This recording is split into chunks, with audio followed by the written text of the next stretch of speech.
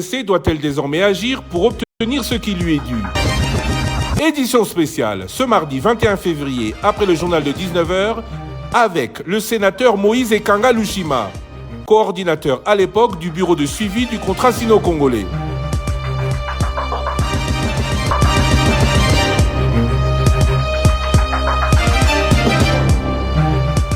Chers auditeurs, chers téléspectateurs, bonsoir et merci d'être au rendez-vous de votre radio. Deuxième rendez-vous pour parler des contrats chinois. Hier, nous recevions l'inspecteur général Jules Alinguete de l'inspection générale des finances. Aujourd'hui, nous recevons l'ancien coordonnateur du bureau de suivi du contrat sino-congolais. Ce contrat est-il réellement gagnant-gagnant? Qu'est-ce qu'il prévoyait à sa genèse? Comment la RDC doit désormais obtenir ce qui lui est dû? Après l'inspecteur Jules Alinguete, le sénateur Moïse Ekanga, bonjour. Bonjour, monsieur Sakweno. Merci à vous de répondre à cette invitation. Thierry Kambundi, bonjour. Bonjour, Cristiano Sakweno. Une émission pour mieux comprendre comment ce contrat a été conçu, comment il a évolué. Nous vous recevons aujourd'hui. Vous étiez à l'époque, je le disais, coordonnateur du bureau de suivi du contrat sino-congolais. 3 milliards dans les infrastructures, 3 milliards pour construire la SICOMINE, 6 milliards au total, 68% pour la SICOMINE, entendez les partenaires chinois, 32% pour la GECAMINE, partenaire congolais. Que ce soit un contrat entre public ou privé, ce n'est peut-être pas ici la polémique. La polémique, elle est gonflée, elle est à bloc. La question que tout le monde se pose, première question, où sont passés les 3 milliards d'infrastructures promis? Merci, monsieur Sakweno. Je vous remercie d'abord pour cette invitation. Je voulais d'abord préciser que ce contrat, cette convention a été signée parce que la République démocratique du Congo avait besoin des infrastructures. Et donc, quand l'IGF parle des infrastructures, elle a raison de parler des infrastructures. J'étais expert lors des négociations et j'ai eu à diriger le bureau de coordination et de suivi en qualité de secrétaire exécutif. Donc j'ai de la matière à donner pour éclairer l'opinion. La troisième raison, c'est que chaque fois qu'on parle de ce contrat, vous voyez un peu comment c'est que c'est pas dans la toile, au niveau de la toile, c'est qu'on pense que c'est Moïse Ekanga, c'est Moïse Ekanga qui a géré l'argent et tout ça. On voudrait régler cette question une fois pour toutes. Monsieur Sakweno, nous sommes en 2006. Après les élections, il y a le programme de 5 chantiers. On devait trouver les ressources pour financer les 5 chantiers. On a fait le déplacement de la Chine. Le président Kabila, à l'époque, avait écrit au gouverneur de la China Development Bank, qui est la banque de développement de Chine, qui a participé au développement de la Chine, pour nous aider à trouver des ressources afin de développer les infrastructures dans notre pays. On est allé en Chine, on a rencontré le gouverneur de China Development Bank, mais ça c'est une grosse machine. Si on avait commencé avec eux, je pense qu'il fallait attendre 5 ans avant de conclure. Nous sommes adressés à la banque Exim Bank of China, qui est la banque Export-Export, une banque d'État de Chine, qui elle travaille beaucoup à l'extérieur. Et on a posé le problème de les besoins en financement des infrastructures. Le gouverneur d'Exim Bank nous a dit que la banque Exim ne pouvait pas financer directement la RDC pour plusieurs raisons. La première raison, c'est que dans le chef de la RDC, nous étions dans l'initiative PPTE afin de l'effacement d'une partie de la dette. Donc on n'avait pas besoin d'avoir une dette supplémentaire. Je peux intéresser les entreprises d'État, les entreprises chinoises, pour pouvoir travailler avec vous. Donc c'est Exim Bank qui a appelé les 2 entreprises d'État, China Railway et Sino Hydro, qui ont accepté finalement de venir en RDC en septembre 2007 pour signer un MOU qui est un peu comme la base de cette convention de développement, la convention de collaboration qui a été signée en avril 2008. Il y avait une tripartite Exim Bank, entreprises chinoises, entreprises d'État et la RDC. La RDC avait besoin des infrastructures. Les entreprises chinoises avaient besoin de s'assurer d'une source d'approvisionnement en métaux non ferreux. Et Exim Bank était prêt à financer. Mais seulement, comme la RDC ne pouvait pas emprunter directement, Exim Bank devait passer par ces entreprises qui, elles, fournissaient des garanties à Exim Bank pour pouvoir financer les infrastructures et le projet minier. Parce qu'il fallait finalement, les fonds investis dans les infrastructures, j'insiste sur les infrastructures parce que c'était ça l'objectif de la RDC. Le fonds investi dans les infrastructures devait être remboursé. C'est ainsi que l'État congolais a mis à contribution, a donné des concessions. Donc ici, le partenariat, c'est entre les entreprises chinoises et la RDC, le gouvernement.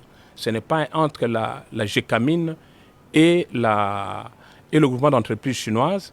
L'article 3, l'alinéa 1er de la Convention dit que l'État, par l'entremise de son entreprise publique qui est GECAMIN, avec la participation de cette dernière, va céder ses droits et titres miniers à la JV minière pour pouvoir exploiter les concessions minières et pouvoir rembourser les investissements destinés aux infrastructures et aux projets miniers. Donc ici, c'est une façon de vous dire que les concessions minières n'ont jamais été cédées aux entreprises chinoises. Elles ont été cédées pour exploitation à la SICOMIN, qui est une entreprise de droit congolais, une entreprise congolaise, où nous détenons via la GECAMIN 32% et les Chinois détiennent 68%. Alors, aujourd'hui, nous sommes en 2023. Oui. Là, vous parlez de la genèse, il y a 15 ans. Tout à fait. On cherchait les infrastructures. 15 ans après, force est de constater que c'est vrai qu'au début, c'était 6 milliards contre 3 milliards pour la SICOMIN. Entre-temps, c'est redevenu à 3 milliards. Sur 20 ans, nous n'avons eu, chiffre consacré, 844 millions, à peu près 7% de ce qui était attendu. Oui, Christian Lusakwe, moi je voudrais, avant d'arriver aux chiffres, puisqu'on parle de l'histoire, de la genèse du projet, savoir vous avez négocié dans quelle position? Parce que l'IGF a dit que la RDC a négocié pratiquement à genoux, le pays n'avait rien. Et lorsque vous évoquez les chiffres de 68% pour les Chinois et 32% pour la République démocratique du Congo, je voudrais vraiment que vous éclairiez l'opinion à ce sujet. Vous avez négocié dans quelle position et pourquoi? Parce que le projet était présenté comme gagnant-gagnant. Or, avec 68-62% et dans ces conditions, voilà. Oui, nous n'avons pas négocié à genoux. Quand on négociait cette convention ou ce contrat, la GECAMIN n'avait pas un seul partenaire où il avait plus de 20%. TFM, qui était le plus grand partenaire à l'époque, ils étaient à 12%. Et c'est quand nous, au niveau de la convention avec la Chine, on a eu 32%, que juste après la signature de la convention, à l'époque, en 2008-2009, on a parlé de la révisitation de tous les autres contrats, tous les autres partenariats de GECAMIN. C'est ainsi que TFM est passé de 12 à 20 et les autres partenariats aussi ont vu, la GECAMIN a vu sa participation dans d'autres partenariats être relevée. Ça, c'est la première chose. Deuxième élément, c'est que le pas de porte. Le pas de porte, il n'y a pas une seule société avant la convention qui avait donné un pas de porte de plus de $10 ou $15 à la GECAMIN. Quand on signe ce contrat, sur les réserves probables estimées de 10 millions, on a donné on a payé un pas de porte de $35. Ce qui fait qu'on a revisité aussi d'autres contrats partenaires de GECAMIN pour relever le niveau de pas de porte. Ça, c'est la première chose. Deuxième élément, c'est que le groupe GECAMIN détient 32, les entreprises chinoises détiennent 68, mais quand il y a le bénéfice, Au départ, parce que notre objectif, c'était les infrastructures, on prenait 85% de bénéfices pour rembourser les prêts et leurs intérêts, et les 15% restants étaient distribués entre les actionnaires.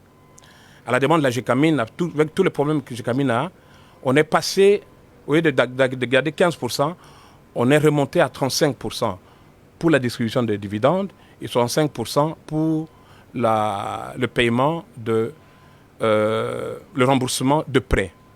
Alors, les actionnaires chinois acceptent, au lieu d'avoir les 68% du bénéfice généré par l'exploitation, ils ont accepté de renoncer à une partie de leurs bénéfices pour financer les infrastructures. Donc, pourquoi on prendrait une partie de 68% des entreprises chinoises pour financer les infrastructures, alors qu'il y a d'autres entreprises dans le secteur qui ne font rien? Donc, on n'a pas négocié à genoux. Je vais vous surprendre peut-être. Dans le cadre de ce projet, je fais les États-Unis, je fais le Brésil, je fais la Corée du Sud. Étant donné que les gens parlaient beaucoup, j'allais avec la Convention pour dire il y a encore suffisamment de réserves et de matières premières en RDC.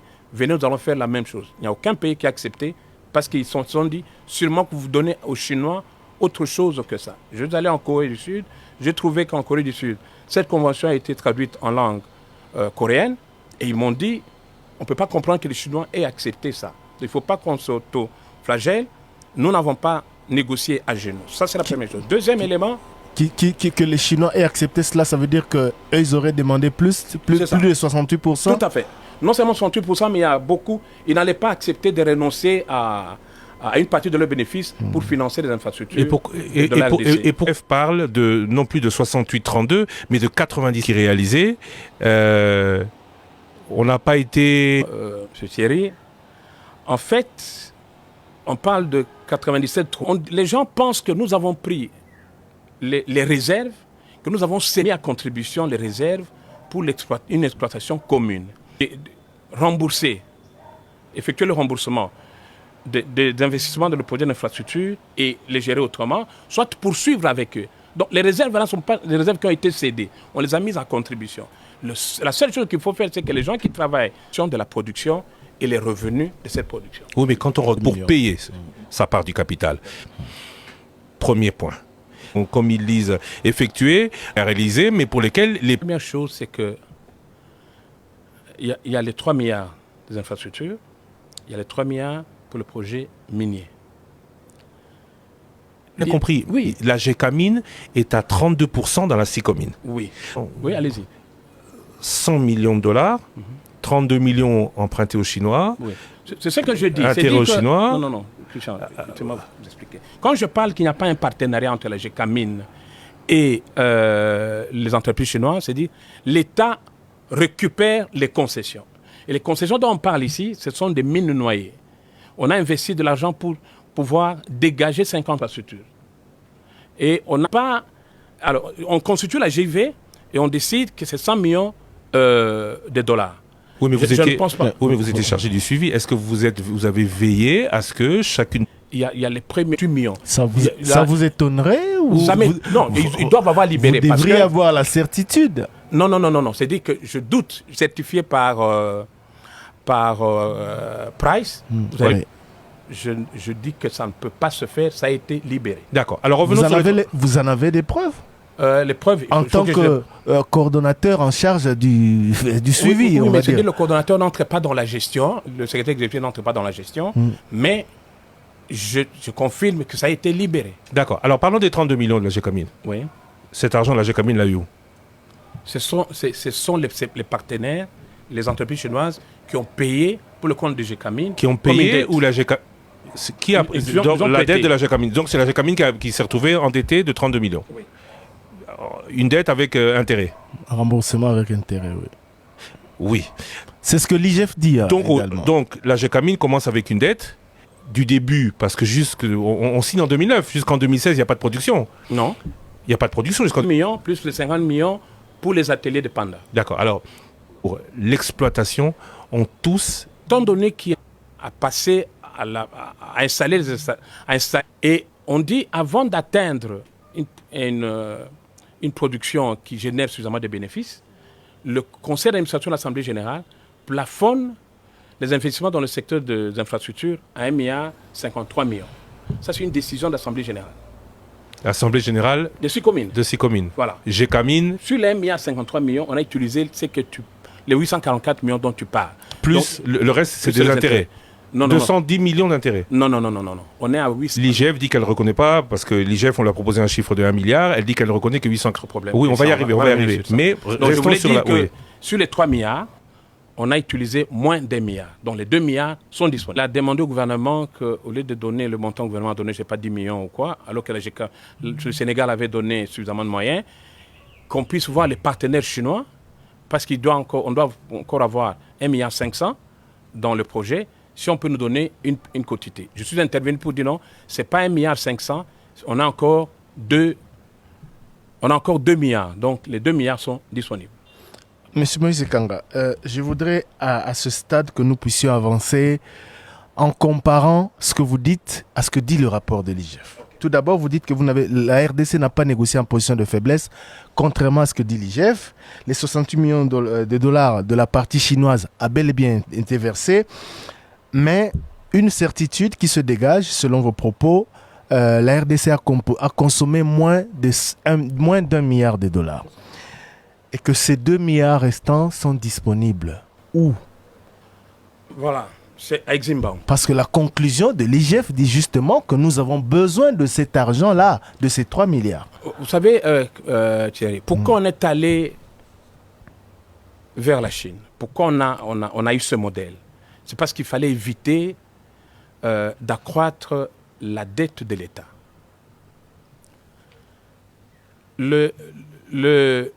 Les 2 milliards sont disponibles au niveau d'Eximbank. C'est-à-dire que ça ne peut pas venir dès que ça sort d'Eximbank pour entrer chez Sicomine, ça commence à porter des intérêts. Donc ce fonds, c'est au niveau d'Eximbank. Dès qu'il y a des projets, la Sicomine est prête à récupérer, à décaisser cet argent au fur et à mesure de l'évolution des travaux d'infrastructure et on va les dégager. Donc c'est notre incapacité d'absorption qui a fait que ces 2 milliards ne puissent pas être... Il y a d'abord, au début c'était ça parce que vous savez, c'est pas l'entrée de Kasumbalé ça, et vous avez la partie Kinshasa ici et tout, parce que le matériel est à l'intérieur du pays. Il y avait d'abord les difficultés d'accès. Je vous donne un cas. On devait faire des projets à Kamina. Le matériel a dû attendre le train pendant 2-3 mois pour que ça arrive à Kamina. C'est ça les difficultés qu'on a connues au départ. C'est qui a réduit la capacité d'absorption. Mais il y a aussi le fait que la production minière n'avait pas encore commencé. Il ne fallait pas accroître. 122 millions de dollars, justement. 840. 800, non. Entendons-nous bien. 822 millions. 822 millions. L'IGF dit, tout calcul fait sur la base des données dont elle dispose, ces chiffres. Dites-nous comment vous avez géré ces fonds ou comment ces fonds ont été... Est-ce qu'on peut lire l'article 10 de la Convention? Comme ça, on a... Travaux d'infrastructure. Chaque projet des travaux d'infrastructure fera l'objet d'un contrat spécifique entre le maître d'ouvrage, AJV Minière et l'une ou l'autre des sociétés du groupement d'entreprises chinoises et ou ces sociétés affiliées qui seront autorisées et appelées à les réaliser. Ce contrat spécifiera les clauses suivantes. C'est en chinois, je ne peux pas dire. Okay. Donc ça veut dire que l'argent, il arrive de Chine. Non. On est encore dans les contrats. Oui. Quand on a signé la Convention, on a institué 2 structures. Après la signature de la Convention, c'est à la demande de la Convention. Il y a le maître d'ouvrage, qui est le ministère des Infrastructures. Il y a le maître d'ouvrage délégué, qui est l'agent congolais des grands travaux. Il y a le bureau de coordination qui a été institué pour jouer le rôle d'interface et assurer le suivi. Quand la liste des besoins... Donc il y a bien une partie congolaise qui assurait le suivi des travaux. Oui. Okay. J'en viens. Alors, quand l'État, le gouvernement congolais, on voit la liste de besoins. Je parle de liste de besoins parce qu'on n'avait pas encore d'études de faisabilité. On le transmet à la Sicomine. Il y a le conseil d'administration et l'Assemblée générale de Sicomine qui s'est réunis, approuve ce projet et rend les contrats d'études et travaux. Je parle d'études et travaux parce qu'il n'y avait pas des études, avec l'agence congolaise des grands travaux. Et ils se mettent d'accord sur le coût du projet. Ils signent, ils renvoient une copie du contrat à Sicomine pour L'idée de la partie congolaise. Donc, vous dites que sur le coût du projet était décidé par CISC et par l'Agence congolaise des grands travaux. La partie congolaise et la partie C'est chinoise. pas des études. D'accord. Voilà. Alors, quand le contrat est signé, qu'ils sont avalisés par la CGT, et la CGT envoie ses décomptes à Sicomine pour dire il y a telle quantité de travaux qui ont été réalisés, vous pouvez payer. Maintenant, entrons dans les détails. Aucun Congolais ne touche l'argent. L'argent ne passe pas par la RDC. L'argent passe de Sicomine, directeur des grands travaux, qui les transmet qui les avalise et les transmet à la Sicomine. Qui a la compétence à CGT nécessaire pour discuter sur les chantiers. Donc, tout se fait entre Chinois. Non. Je dis, il y a la mission de contrôle qui est recrutée par la partie congolaise, par la CGT ou le ministère des Infrastructures. Et c'est cette mission de contrôle qui suit les travaux sur le terrain.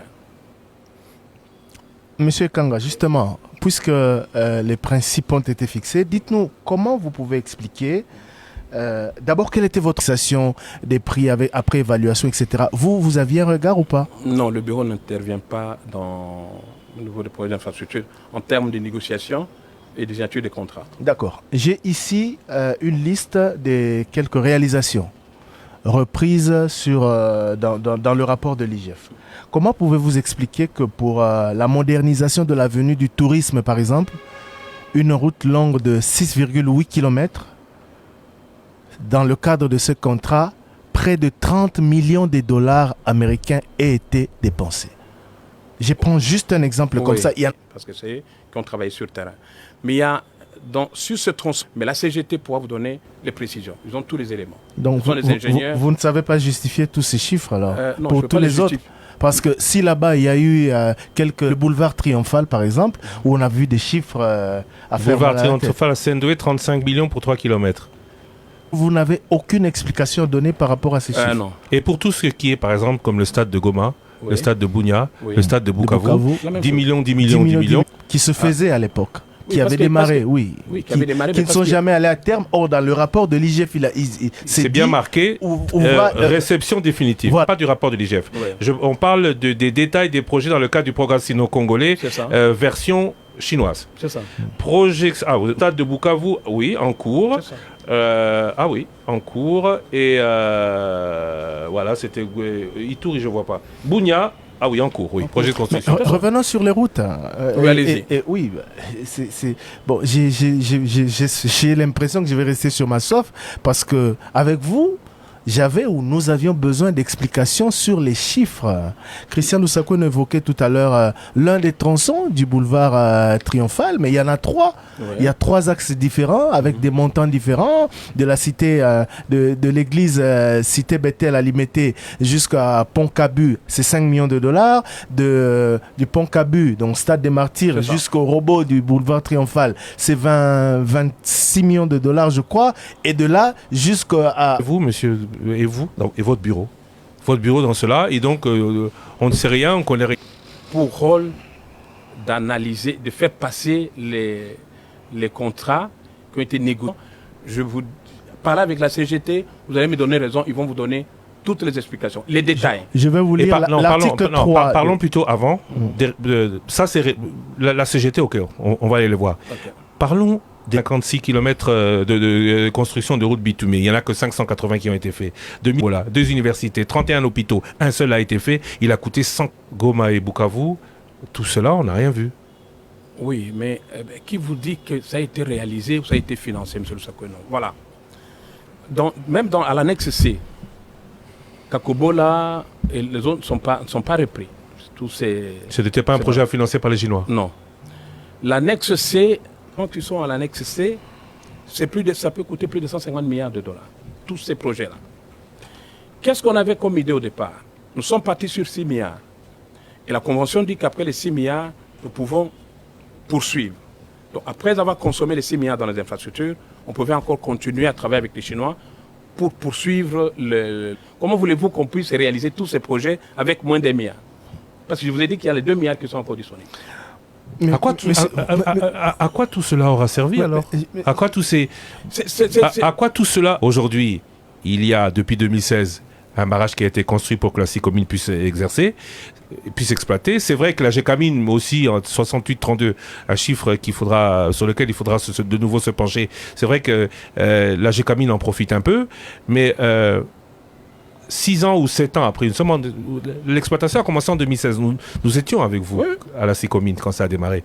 En 7 ans, d'un côté 844 000, de l'autre côté, ça ne marche pas pour le social et les infrastructures de Congo. Par contre, pour l'exploitation, ça marche bien. Pourquoi? Christian, c'est l'exploitation minière qui assure le remboursement des prêts consentis par Exim Bank pour les infrastructures et le projet minier. Et donc, c'est normal qu'on puisse avancer avec le projet minier qui est comme la garantie pour les projets d'infrastructure. Oui, mais Ça, la première chose. oui, mais c'était pas la condition pour commencer à construire. On commençait à construire parce qu'il y avait deux enveloppes distinctes. 3 milliards pour les infrastructures, on travaille. 3 milliards pour l'exploitation. C'est pas parce que l'exploitation n'a pas démarré que les 3 milliards, elle allait démarrer, on le savait. Que les 3 milliards des infrastructures ne sont pas mises en branle. On a démarré les infrastructures en 2009. Vous avez bien dit que la Sicomine, la production n'a commencé qu'en 2016. Donc tout ce temps-là, il y a eu des investissements. Je sais que je les utilisais parce qu'il y a la deuxième phase de production des Sicomines qui est là. Et donc on peut utiliser les deux. Le service de la dette serait important. Ça veut dire on paye combien aujourd'hui on paye combien? Vous parlez du service de la dette sera important. On n'a pas voulu aller vite ou trop vite dans les infrastructures parce qu'on devrait rembourser. Non, pas qu'on devait rembourser, mais les intérêts sont calculés et deux fois sont composés. Le projet minier, le taux d'intérêt c'est 6,1%. Les projets d'infrastructure... 6,1%. Oui. À ce niveau d'argent. Ben si. Le taux est énorme. Non, c'est pas énorme. 6,1%. Oui. Alors qu'on est dans les infrastructures à des taux inférieurs à 5%, 6,1%. Non, je dis le Libor de 3 derniers mois. Et donc, c'est généralement moins de 2% pour les infrastructures. Des prévisions et des réalisations avec beaucoup de zéros. Vous avez dit que il n'y avait pas encore des fonds engagés dans cela. Mais on a déjà évoqué ici des chiffres qui étaient surfacturés pour des... Je sais que je vous dis ça, il faut pas... Je n'aime pas bien de revenir sur ça parce que la CGT vous donnera les éléments et vous serez à l'aise. C'est là le problème. L'IGF ne sait pas les justifier. Le bureau de coordination du suivi du programme renvoie la balle à la CGT. Non. Mais entre-temps, parce que j'ai retrouvé Congolais dont vous étiez le coordonnateur. Ouais. Vous n'allez pas totalement vous innocenter par rapport aux décisions qui ont été prises, parce que l'article 3 de ce décret dit exactement ceci: le BCPSC a pour objectif la gestion et le suivi de la mise en œuvre des accords de coopération signés entre le gouvernement de la République démocratique du Congo et le partenaire privé chinois dans les domaines miniers et des infrastructures de base. Tout à fait. La mise en œuvre. Oui, alors quand vous dites que ces chiffres pour des routes et différentes autres infrastructures, ce n'est pas à vous de les justifier. Vous n'avez même pas eu un regard dessus. Okay. C'est dans les domaines miniers et des infrastructures de base. Justement. Ça veut dire que vous aviez un regard. Non, c'est dit que j'ai un regard dans le sens que quand la liste des besoins arrive, nous transmettons ça à Sicomine. Oui. Mais nous n'allons pas prendre la place du délire. Les contrats spécifiques sont négociés entre le maître d'ouvrage et l'entrepreneur. On n'a pas mis le bureau de coordination. Monsieur Kanga, oui. Lorsque CISC, du côté des Chinois, et l'Agence congolaise des grands travaux décident qu'il faut 30 millions de dollars américains pour réhabiliter 6,8 km de route, je parle de la modernisation de l'avenue du tourisme, le bureau de suivi n'a... Mais dans le contrat, il y a un tableau. Je savais que vous allez poser cette question, j'ai demandé à la CGT de me donner le tableau. Mais c'était là le débat. Il y a des détails. C'était là le débat. Non, il y a des détails, c'est pour cela que je vous dis, préférez-vous à la CGT, vous aurez ces éléments et vous serez apaisé. Vous avez quand même vu? Oui, j'ai vu. Ça ne vous a pas scandalisé? Non, parce qu'il y a des rubriques. Et donc, quand vous êtes... Je parle à l'expert que vous êtes, parce que vous avez été, dès le départ... En vous demandant de vous rapprocher du micro. Justement, vous ne trouvez pas scandaleux que le Pont-Cabu, et le robot, le palais du peuple, que ça puisse coûter plus de 20 millions de dollars, ça ne vous scandalise pas? Oui, ça m'étonne, mais je dis s'il y a des travaux, des ouvrages d'art qui ont été réalisés, la CGT devra expliquer. Je parle à l'expert que vous êtes. C'est un chiffre important, je comprends. Mais je dis, vous aurez bien d'éléments. Si la CGT. Si vous demandez juste, vous n'avez même pas besoin de les interviewer. Vous envoie le contrat et vous allez vérifier rubrique par rubrique, vous allez trouver ça. Palais du Peuple, Avenue de la Libération, 36 millions de dollars. Ça aussi, c'est la même chose. Il y a des rubriques qui peuvent justifier ce montant pour la CGT pour moi, peut justifier parce que la CGT a mené les études avec les Chinois, parce qu'il y a des études qui ont été menées et a approuvé ce contrat avec les décomptes. Ils peuvent avoir l'explication. Et l'esplanade du Palais du Peuple, 24 millions. L'esplanade du Palais du Peuple, 24 millions. Réhabilité dans le cadre de ce projet 24 millions de dollars. La construction du Palais du Peuple a coûté. De l'esplanade à 24 millions de dollars. On n'a pas réhabilité. On a construit. En fait, quand je parle des ouvrages d'art, malheureusement les Chinois, ou heureusement les Chinois sont en train de construire le centre de conférence internationale là-bas. Mais j'ai vu les gens de la CGT, les Chinois travailler. La place de l'esplanade du Palais du Peuple, c'était un endroit marécageux. Il y avait beaucoup de tuyaux, de gros tuyaux qui passaient par là. Et ils ont fait ce travail. Donc, je vous dis, par rapport aux infrastructures, adressez-vous à la CGT. On va y aller. Mais est-ce qu'à aucun moment, la partie congolaise ne s'est dit, même si on a les experts, c'est les Chinois qui payent, c'est les Chinois qui construisent. Comment éviter que les Chinois ne fassent de ce marché un marché de dupes? Oui. En fait, les Chinois payent, mais sur base des décomptes qui sont avalisés par la partie congolaise. Non, ça on a compris, alors, mais laissez-moi terminer. C'est de l'expertise. On parle de l'expertise maintenant de la partie congolaise. Les missions de contrôle externes. Des contrats donnés aux Chinois, les Congolais ont dit ok, puisque vous les contestez, vous n'avez pas d'argent. Échangeurs, aéroports. C'était des Français qui étaient la mission de contrôle, une mission de contrôle française qui a été désignée par la CGT. L'avenue du tourisme ici au début de la direction de la CGT de l'époque. Voilà. Donc l'idée, pour régler ce problème, j'ai toujours conseillé que la RDC et dès qu'on a ce fonds-là, on ne va pas demander aux Chinois de payer à partir de sommes à valoir les missions de contrôle, mais c'est nous qui allons désigner nos missions de contrôle. Ça peut être les Sud-Africains, les Allemands et n'importe qui, pour venir contrôler. Tant qu'on n'a pas réglé ce problème-là, on sera toujours en train de... Le bureau en charge du suivi, s'il vous plaît. Pardon, à aucun moment, les parties congolaises n'ont eu d'argent. À aucun moment, on peut se dire que les Congolais auront pu être plus laxistes du fait d'être eux-mêmes impliqués dans certains paiements.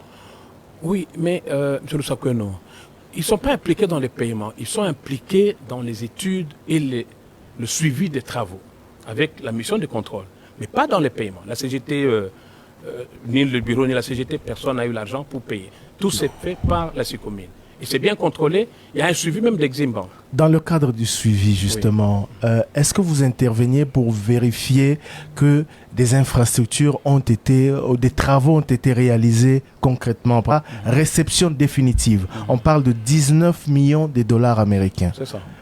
Or, cette route n'a jamais été réhabilitée. On n'a pas parlé de... Ce n'est pas ce qui est dit, malheureusement. Qu'est-ce qu'on a dit? Oui. C'est où? C'est ici, sur la première ligne. On n'a pas le La bretelle du Luténélé qui va d'où à où? Qui va d'où à où? C'est ce que je dis, parler avec la CGT, ils vont donner des éléments. Mais donc vous... Non, c'est dit, le Luténélé, tu vois, parce que l'avenue tourisme... Sous le mouton, ça c'est Luténélé déjà. Oui, la bretelle. Et donc c'est ça qui a coûté 20 millions. Il faut demander s'il y a pas eu d'ouvrage d'art. C'est ainsi que... Il faudrait voir avec la CGT. Je ne sais pas ce qu'on entend par ouvrage d'art, parce que nous passons par là tous les jours. Des ponts, des ponts. Oui. Vous avez vu qu'il y a eu des dalles qui sont placées là. Oui, on parle de Luténélé. La partie congolaise ne percevait pas ou ne touchait pas l'argent. Pour les infrastructures, non. Oui, mais structure, côté congolais, était prise en charge dans l'enveloppe oui, le bureau de coordination, le fonctionnement pour le bureau de coordination. Parce que vous étiez pris en charge. Non, ils ne nous prenaient pas en charge avec le... Primature, Oui, même si l'ancien Premier ministre Matata Ponyo a dit dans un tweet il y a quelques heures que vous rendiez plutôt compte à la présidence de la République qu'à la primature, mais dans le décret, il est écrit que vous êtes un service rattaché à la primature. Oui, justement, vous êtes un service de l'État qui était pris en charge par le Trésor public. Comment vous expliquez que vous soyez pris en charge en même temps par l'État congolais? C'est ce qui était prévu pourtant. C'est ce qui était prévu dans le décret.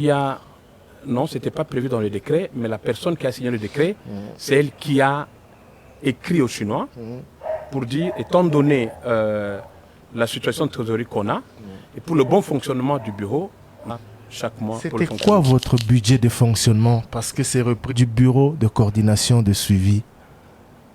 1,6 million par an. Pour quel travail?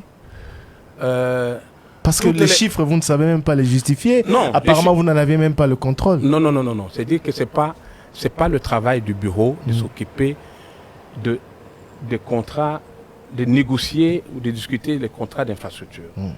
Si vous allez à la CGT, vous aurez tous les éléments. Mais tout le suivi, les discussions avec l'Exim Bank, le gouvernement, la partie chinoise et tout ça, c'est le bureau. Et j'ai un groupe d'experts qui allaient partout, notamment en Chine et tout ça pour discuter. Les conclusions de l'IGF ont été tristes pour le pays. Ça veut dire qu'on a été dupé. Christian Lusakuna l'a bien dit. Tous ces chiffres qui sont sortis, les banques chinoises qui ont pris 2000. Oui, par rapport aux objectifs initiaux. Non, M. Thierry, les chiffres que vous avancez, ce sont les chiffres de l'IGF. Oui. Je vous ai dit ici que les chiffres d'affaires réalisés par Sicomine depuis le début de la production jusqu'au fin 2021, c'est 7 milliards 600. L'IGF parle de 9 milliards. Hein. Pardon? L'IGF parle de 9 milliards. L'IGF parle de 9 milliards, mais moi j'ai des éléments avec les états financiers certifiés par Price Waterhouse. Ils disent aussi avoir des éléments tirés d'un compte en banque à Dubaï. Vous savez, le compte en banque à Dubaï, c'est quoi? C'est la Bank of China, quelqu'un m'a parlé de ça.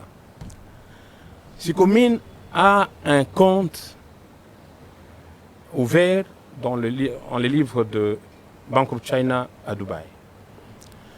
Ce compte peut enregistrer le financement qui vient pour les infrastructures, le financement pour le projet minier. Ça ne peut pas dire que c'est la vente des minerais qui a généré, ou le chiffre d'affaires qui a 9 milliards, alors que nous on est à 7 milliards. Oui, mais ça peut paraître, ou à la maison mère de Sicomine, selon l'IGF, sont moitié moins que... Parlons du cuivre et du cobalt, les deux produits qui se vendent sur le marché international. Les prix sont les prix de Londres. D'abord, il n'y a pas de maison mère de Sicomine. Sicomine, la maison mère de Sicomine, c'est la Gécamine et les entreprises chinoises.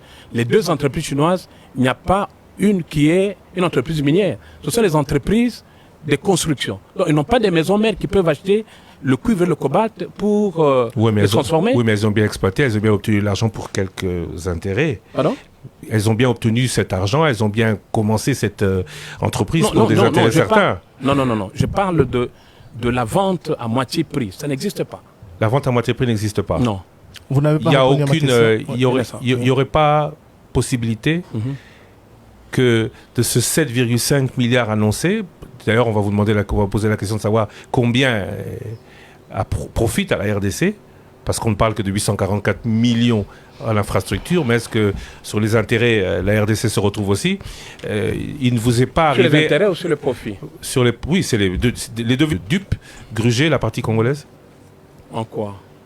De 7,5 milliards à 9 milliards dans un compte de la Sicomine pour cette activité, que le partenaire ne voit pas 30% du total d'un compte qui a été ouvert uniquement pour cette activité. Cela peut paraître suspect. Ici, en fait, la difficulté qu'on a, c'est qu'on pense que Sicomine, c'est une entreprise chinoise. Non, c'est une entreprise congolaise. Oui, mais justement... La Gécamine, il y a le DG qui est chinois, le DGA, c'est un Congolais. Dans le conseil d'administration, il y a des Congolais, il y a des Chinois. Pourquoi pensez-vous que les Congolais qui sont dans les organes statutaires de la SICOMIN ferment les yeux, ne peuvent pas faire le travail, d'autant plus que ce sont des gens qui viennent de la GECAMIN. Mais parce que l'inspecteur général de l'IGF nous l'a dit, quand le DG s'en va, il cède l'intérim à un directeur et non pas à son adjoint. Quand c'est dit dans le rapport de l'IGF, les décisions conseil d'administration ne prennent en compte que les désirs des Chinois et last but not least, tout ce qui est du fonctionnement de la SICOMIN, usine et autres, tout est fait en chinois de telle manière que les Congolais ne peuvent pas garantir qu'ils ont même une vue sur la production réelle. Tout à fait. En fait, un instant. Qu'est-ce qui est fait en chinois? La comptabilité est tenue en chinois. La production qu'on nous envoie ici, à la primature, au ministère de Mines et actuellement à l'agence, c'est aussi fait en chinois. Le matériel d'exploitation, tout est paramétré en chinois. Vous êtes sûr que, vous étiez dans le suivi, hein, vous êtes sûr que même dans l'exploitation, rien ne peut échapper à la partie congolaise? Dans l'exploitation, non. Parce que, en fait, le cuivre et le cobalt, M. Lusakweno, c'est pas du diamant, c'est pas de l'or. On ne peut pas prendre de cathodes, mettre en poche ou dire on a produit autant de cathodes et dire qu'on a produit 100 et dire qu'on a produit 50. Okay, alors, ce que je voulais dire, c'est ceci. Ouais, justement, pour répondre à ma question, s'il vous plaît, j'ai posé la question pour avoir été coordonnateur du bureau de suivi, avec tout ce qui se révèle aujourd'hui, marché de dupes, surfacturation, etc. Est-ce que vous n'estimez pas que vous, en tant que bureau, à côté de la CGT, du côté des Congolais, vous avez été dans une certaine mesure, responsable de cette duperie? Je suis en train de dire que je ne peux pas m'avancer pour dire qu'il y a eu surfacturation. Tant que je n'ai pas d'éléments probants. Si l'IGF ou les autres amis ont des standards pour dire qu'il y a eu surfacturation, la CGT pourra répondre à cette question. Mais je ne pense pas qu'il y ait eu vraiment surfacturation. De manière globale. Non, je ne pense pas. La deuxième chose, c'est que si la partie congolaise trouve que les choses ne marchent pas, le titre 7, article 18, dit ceci. Vous nous lire Titre 7, article 18, droit et titre au terme de la cession. Tout reste propriété de la GECAMIN. Après. Oui, mais si après, on a déjà pompé énormément d'essence du bien, le bien n'a plus la même valeur après qu'avant. Mais si on a pompé énormément d'essence, c'est qu'on a eu plus de revenus. Et si on a eu plus de... Ça, c'est si... Parce que l'IGF dit que le bien n'a pas été évalué comme on aurait dû. Donc, on ne pourra pas évaluer après ce qu'on a pompé, puisqu'avant, on ne savait pas quelle était la valeur. C'est ça que je dis, Christian. On parle de l'évaluation, ça n'a pas été bien évalué. OK. L'article 4 dit que ce sont les prévisions. 10 millions de tonnes de cuivre, en estimé, 6,8 millions de tonnes de cuivre en prouvé. Les Chinois font la première évaluation. Ils passent de 6 millions 800, ils arrivent à 8 millions 200 millions. C'est eux qui font l'évaluation. Avec la GECAMIN, oui, il y a un bureau d'études. Chinois. Il y a un bureau d'études qui a été recruté. Chinois. Oui, mais la GECAMIN devait approuver cette étude. Est-ce qu'ils ont l'expertise? La GECAMIN? Oui. Oui, mais la GECAMIN a l'expertise. Non, je pose la question parce que ils ont l'expertise. Quand on voit que la GECAMIN n'est peut-être plus en mesure d'exploiter, peut-être que les choses vont évoluer. Non. Peut-être qu'ils sont plus en position pas. Il y a de très bons ingénieurs à la GECAMIN.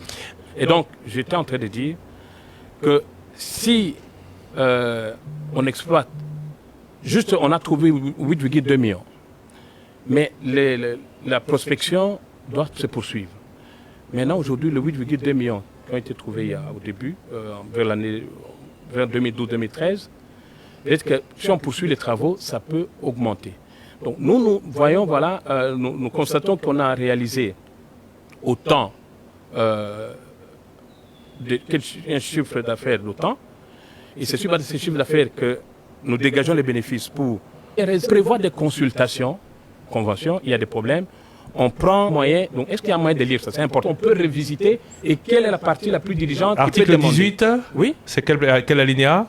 Entre-temps, je peux vous poser la question suivante. Allez-y. Chaque année, c'était fait. Depuis 2009, jamais on ne s'est dit chez vous 2009, que ce contrat n'était pas signé à l'AGMAT.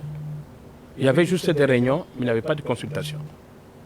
Mais dès qu'on a commencé la production, on a eu, à ce moment-là, c'était juste la production. Vous verrez que les bénéfices, le compte ne se posait pas. Donc c'est à partir de... C'est long, quel alinéa? Non, il n'est pas long. Article 18 est très très long. Il y a plusieurs alinéas. Non. Article 18, oui, titulaire. J'ai quand même le titulaire exécutif.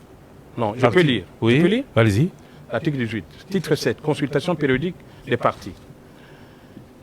Afin de garantir la bonne exécution du projet de coopération, les représentants du groupement d'entreprises chinoises et ceux de la RDC se retrouveront chaque année au cours du premier semestre à l'initiative de la partie la plus diligente. La rencontre peut avoir lieu à Beijing ou à Kinshasa. Au cours de cette rencontre, 2. La consultation amiable afin de résoudre les éventuels et enfin les sujets divers relatifs à l'exécution. Très bien. De 2016 à 2017, comme la position n'était pas encore importante, toute cette évaluation.